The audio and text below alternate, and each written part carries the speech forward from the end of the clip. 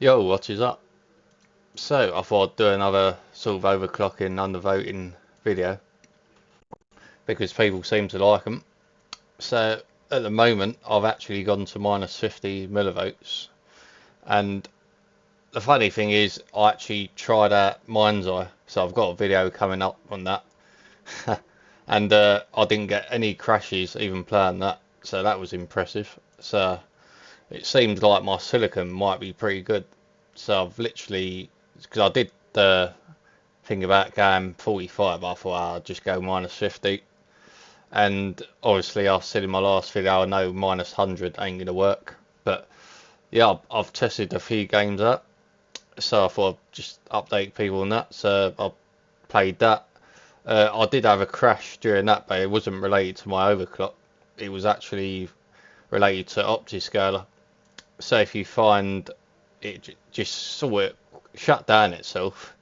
So what I had to do, I had to go into the folder and remove Optiscaler just by double clicking it, and then you press Y, enter, removes it. Now I just reinstalled it, so I just done all that, pasted it in, and then it started working again.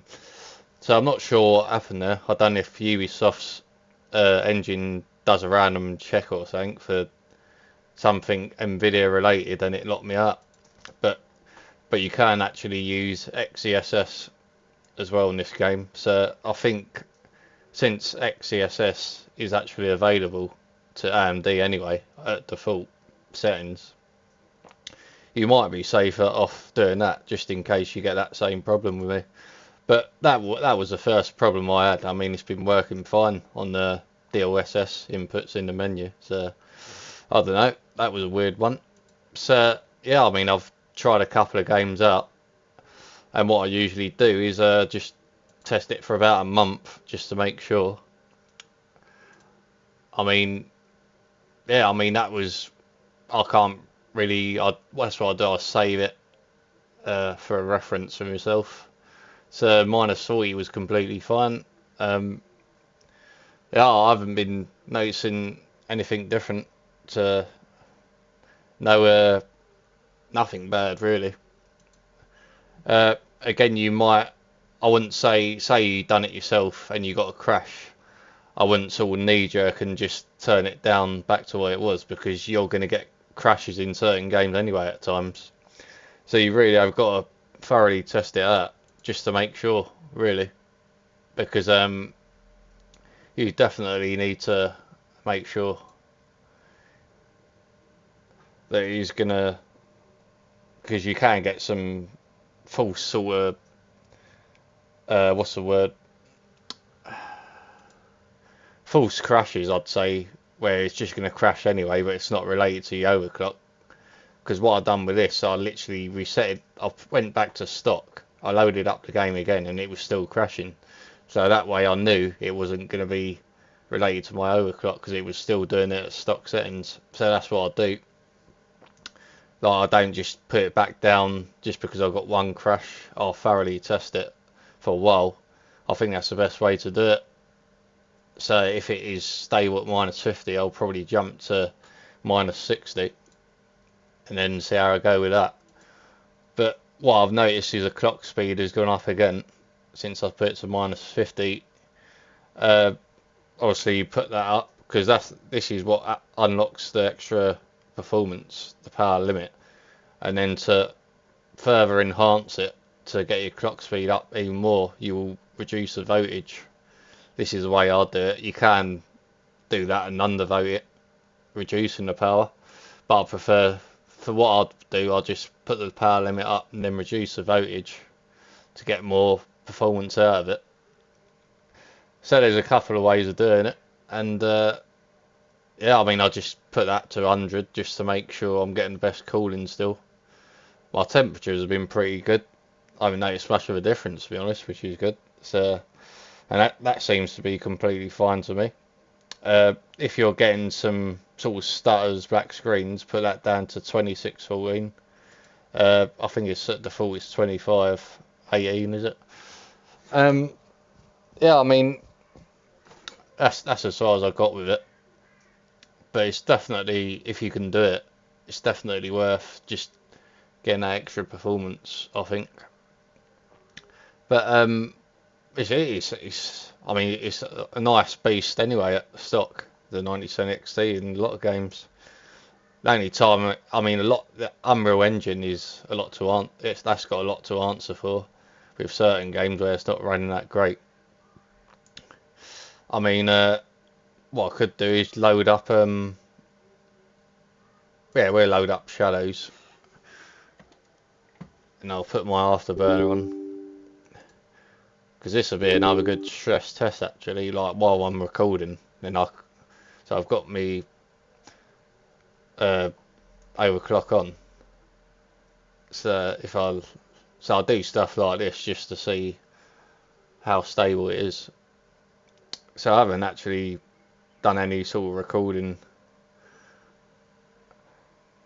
while I'm actually talking at the same time with OBS since I've updated this new overclock I've got going. Overclock / undervote, because you're basically doing a bit of both with how I do it. I increase the power, and then I'm just undervoting it, reducing the voltage to get even more performance out of it, basically. So you reduce the heat. So it's a bit complicated if you've not done it before, but that's how it works. So we'll see. Because I do find if it's going to crash in any engine, it could be a Ubisoft game. But I do really like Ubisoft. I do think, as I said before, I just think the gaming world would be a lot worse without Ubisoft games, because I really do like Assassin's Creed.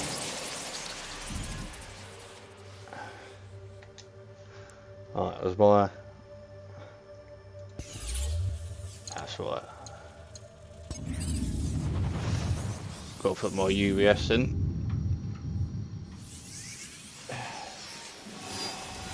USB. Alright. Just waiting for my controller to connect. There we go.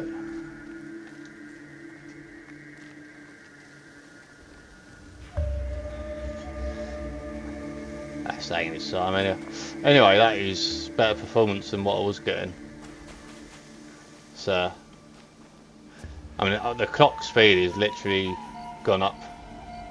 And I found, depending on the game, you will get a different clock speed. So it's best to just find one game where you know the clock speed you're getting in that particular game, and then just go by that. That's what I do. So I'll just pick like Yakuza, Pirate Yakuza I was using a lot, but now I'm using Shadows just to have a look at the clock speed. So I'm actually using the mouse at the moment, because I find in some games when I try and connect my controller once I've loaded up the game, it don't work. So, but it's alright, we're only testing it. Yeah, I mean, so the settings I've got.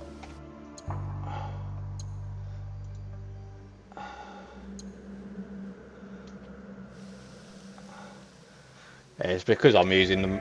I'm literally, this is the first time I've used mouse and keyboard loading this game up. So I've got everything maxed out apart from that, which is a bit heavy. I mean, even on the 4090 I found it to be really heavy. So it's not even much further behind the 4090 in performance now, which is impressive. So I've maxed out everything else. So it is pretty impressive when you're looking at it. See if you can get away with it.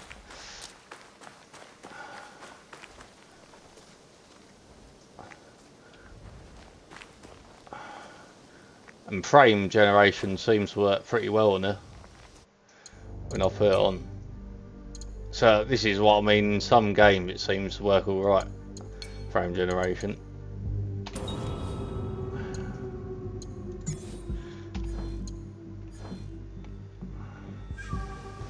But it definitely feels stable. I'm not getting any, like if you see a lot of stuttering and all that black screens, then that's when you know your overclock / undervote is unstable. But yeah, I mean, it's definitely seems to be running well still with the minus 50 millivolts. So yeah, I think that's pretty much it. I'll give people an update on that. So thanks for watching, and I'll see you in the next one. And just before I go, as I said, if you're getting driver timeouts, like random driver timeouts, it just comes up and then it resets it. If it literally keeps resetting this, then that is a sign that it's an unstable overclock or undervolt or whatever. So anyway, see you in the next one.